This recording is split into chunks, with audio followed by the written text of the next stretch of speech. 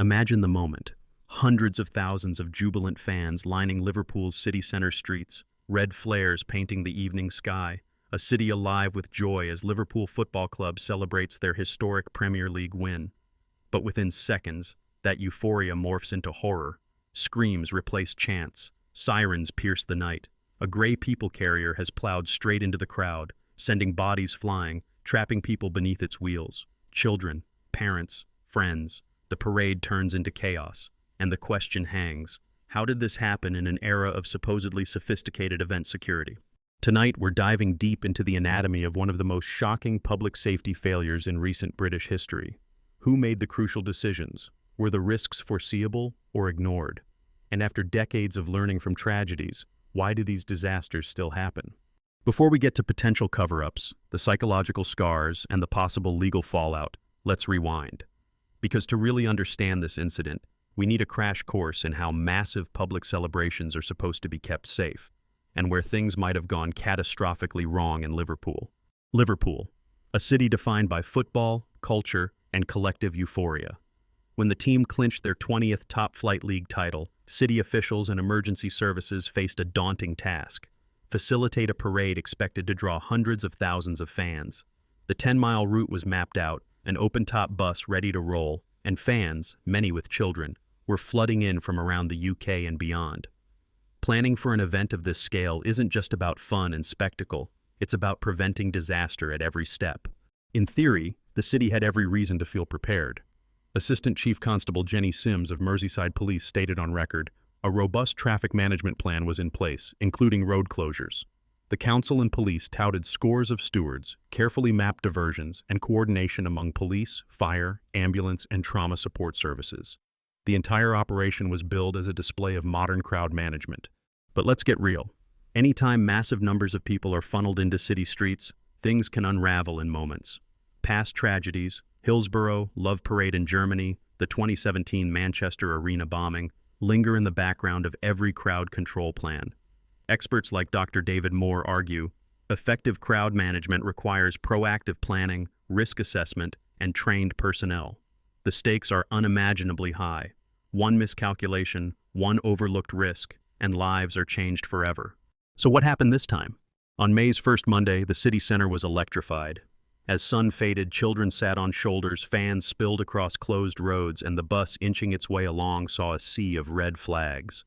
That's when, shortly after 6 p.m., everything changed. A gray people carrier broke from the periphery and accelerated into the crowd. Witnesses later described the scene as hellish. Harry Rashid, attending with his wife and 2 daughters, told reporters, "It was extremely fast. Initially, we just heard the pop, pop, pop of people just being knocked off the bonnet of a car."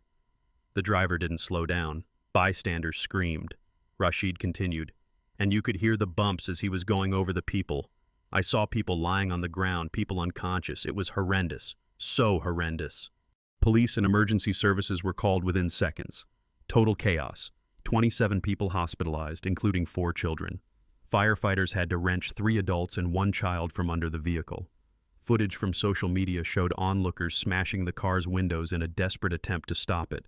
Authorities scrambled to set up cordons, triage, and crowd dispersal, all while confusion spread online and in the streets about what had just happened.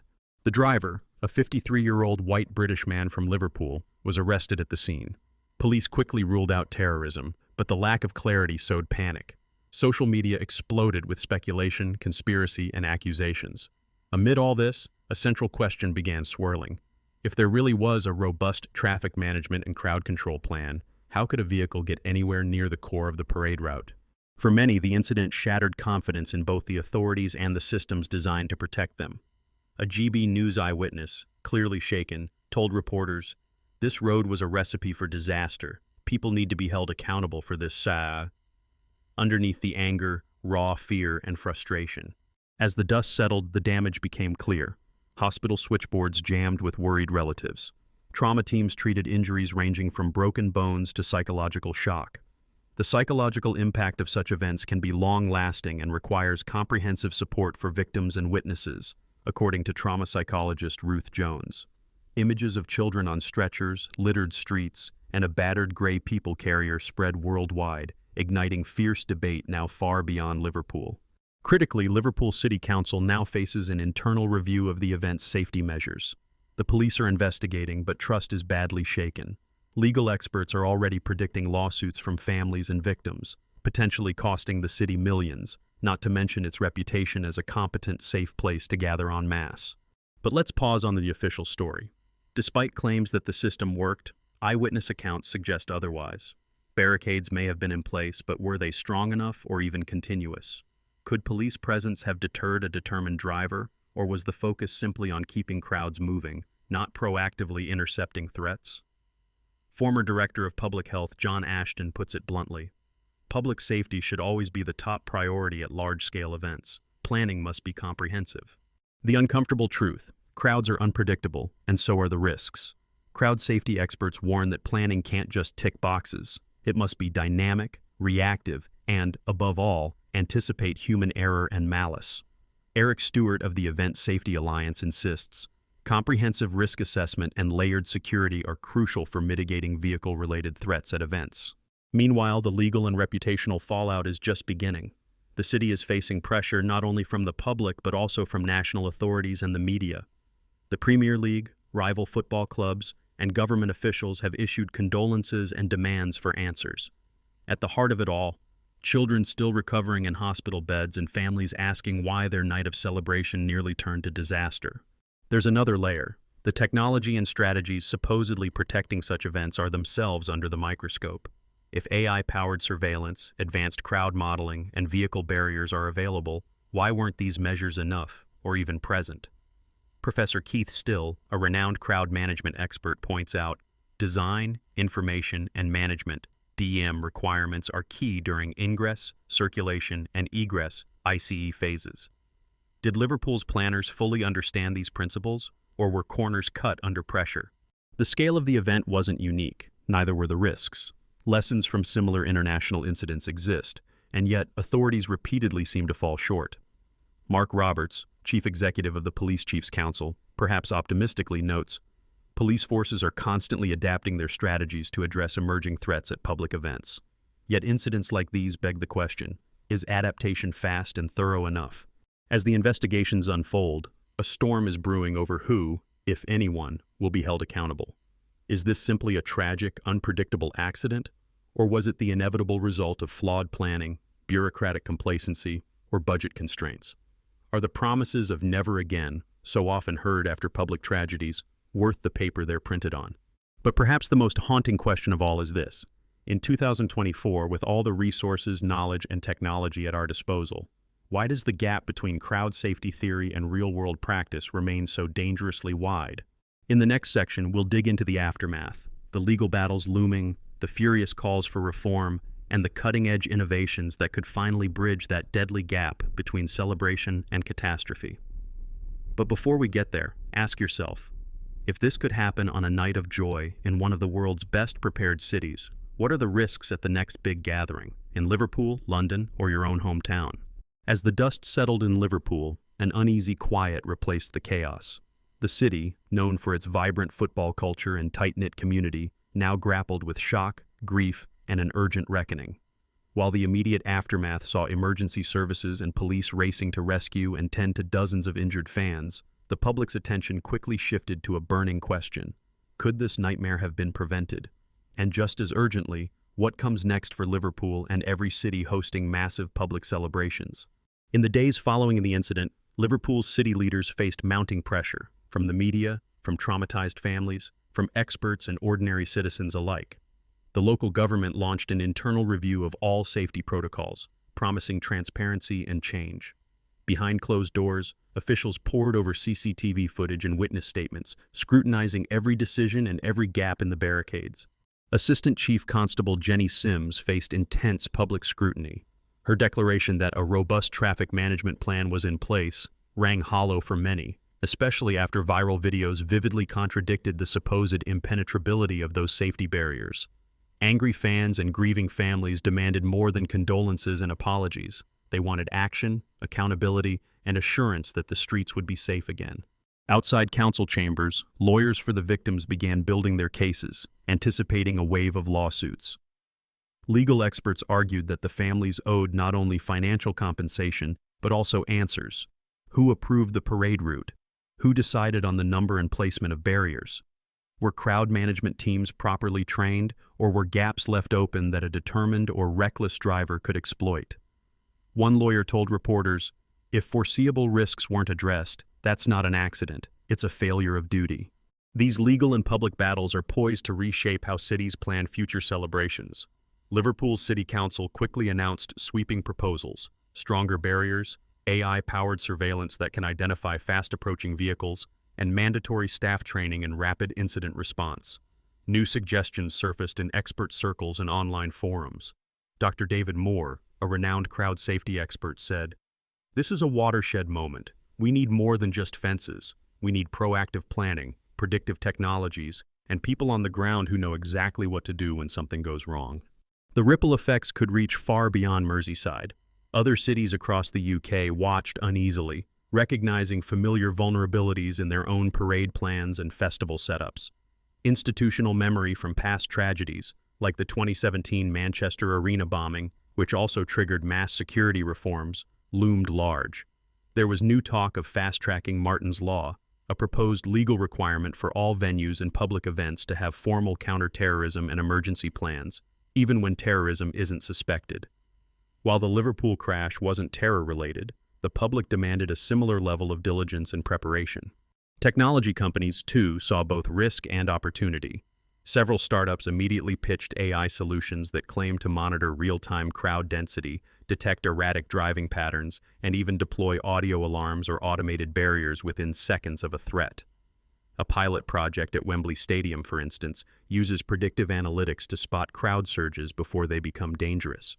Could Liverpool or other cities follow suit, and would these high-tech fixes truly be enough to keep people safe? But technology is only one piece of this evolving puzzle. The human element, training, vigilance, and communication, remains indispensable. As Professor Keith Still puts it, design, information, and management are the holy trinity of crowd safety. You can't just put up barriers and hope for the best. You have to manage every phase, getting people in, moving them around, getting them out safely. Beyond these immediate reforms, the Liverpool disaster has forced event planners to ask tougher questions about risk tolerance and ethical responsibility. Is it enough to meet existing safety codes, or should organizers exceed them? Should some routes or public gatherings be limited, or even canceled, if proper protections can't be guaranteed? How can authorities weigh the city's need for joy and community against the dangers of mass gatherings in a complex, unpredictable world?